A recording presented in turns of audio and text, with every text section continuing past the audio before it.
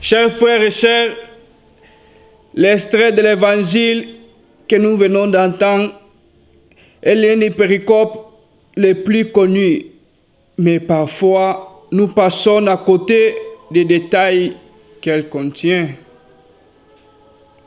Jésus met ses disciples un défi d'être sel de la terre et lumière du monde. C'est-à-dire que leur œuvre doit être l'éclat du visage miséricordieux de Dieu. Chers frères et sœurs, être lumière, c'est donner un sens et une valeur à la vie. Parce que le sel donne le goût à notre palais. Donc, un repas sans sel n'est pas appétissable.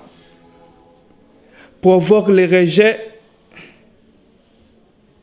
mais un repas qui a le sel donne le goût. Un repas qui est cuit ne donne pas seulement la saveur, mais illumine le visage. La lumière aussi est très importante dans nos vies car elle nous éclaire elle nous transmet de la chaleur, suscite de la joie lorsque nous sommes dans l'obscurité. Bien parfois, nous avons besoin, chers frères, aussi de l'obscurité pour valoriser la lumière, pour valoriser la clarté.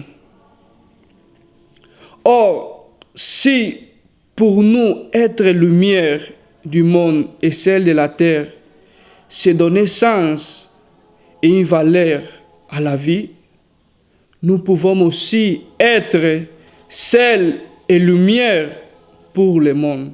Chacun dans sa position. C'est juste apprendre à sourire aux autres dans les moments d'obscurité. C'est apprendre à donner la lumière, mais la vraie lumière aux autres n'est pas donner l'ombre, afin qu'ils puissent trouver leur propre voie. Mais en tant que chrétien, Jésus nous invite à être comme lui, lumière et sel, dans un monde plein de lumière artificielle, pour que nous puissions éclairer et donner la saveur à ceux qui sont rejetés par notre société, mais qui sont importants pour Dieu.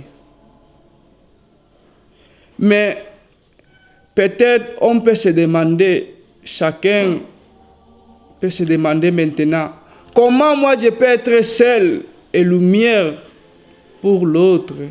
Mais c'est facile, chers frères et sœurs, c'est très facile.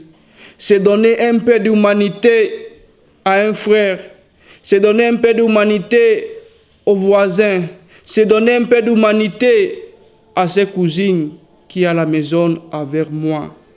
Mais encore, au fils du voisin qui a du mal à s'en sortir, qu'avec notre lumière, il puisse aspirer à un avenir plein d'espoir.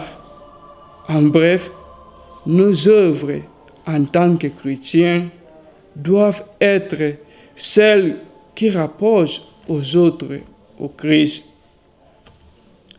En somme, il est clair, en ces temps minés par la pandémie du coronavirus, beaucoup d'entre nous ont été sel et lumière pour leurs semblables, par des gestes forts de solidarité et de miséricorde.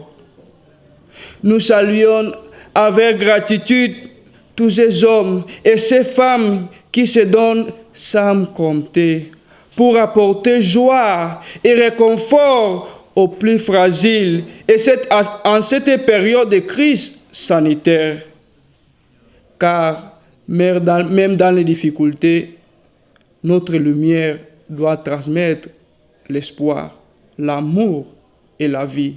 Loué soit Jésus-Christ.